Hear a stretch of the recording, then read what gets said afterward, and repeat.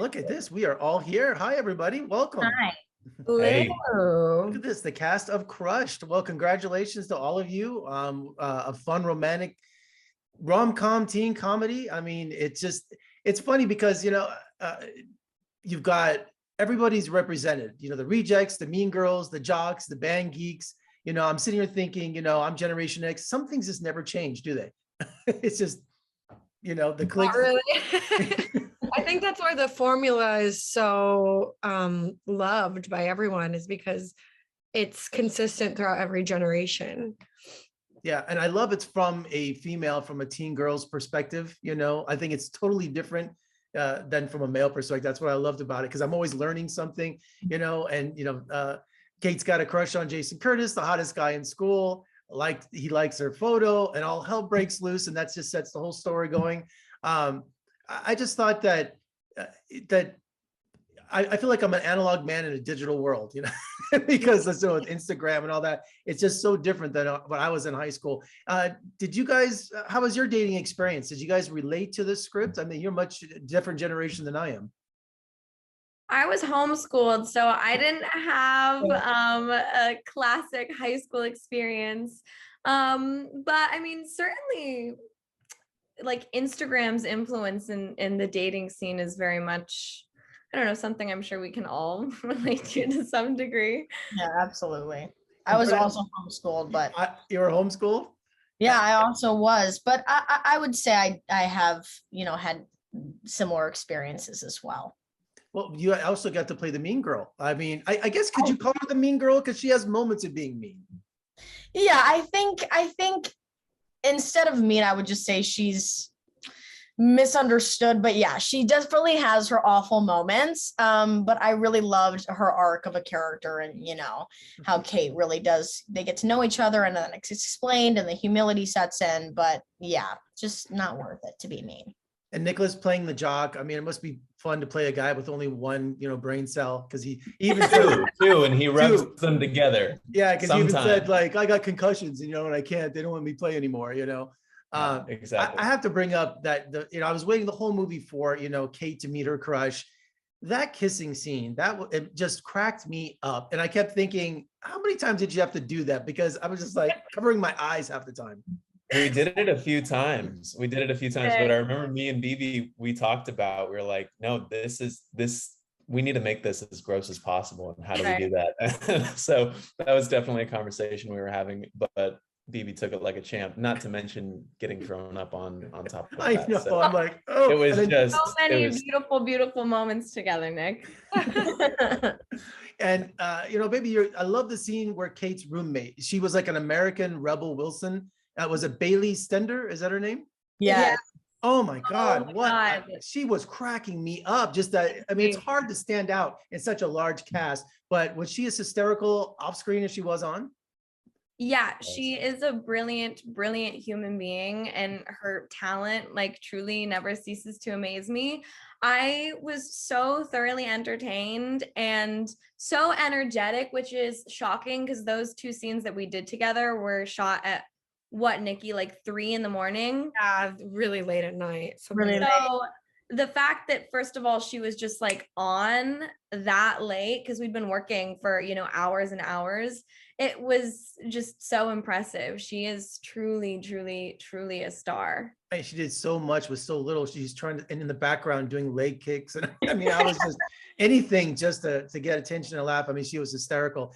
And Niki, was this a good experience with such a large cast? It was incredible. I mean, the cast on day one, they just all were like this with each other. Like, they just had this really cool, special thing happen where they connected immediately, and it really shined throughout the film, and everyone's chemistry was really apparent, and it made it so much easier to work because it made it such a fun environment. And it was a comedy, so we were joking around a lot, and we were, I feel like it's important on a set when you're doing a comedy to keep that energy, consistent throughout, and the cast was really imperative in doing that. I thought, well-used formula is the road trip movie, but it's on high school buses, a senior trip. So I thought that was such a great setting for all the characters. Well, I'm glad you thought it because we were all pretty car sick. We And- were. And talk about the dodgeball scene. You know, I played dodgeball when I was in junior high, but I've heard a lot of schools have banned it now that they can't even play that. So that looked like a throwback to a different time. Oh, interesting. I think, yeah, it makes sense why they don't play it anymore. It it was a lot of fun, that dodgeball scene.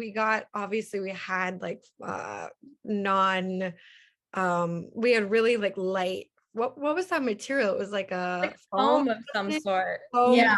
balls.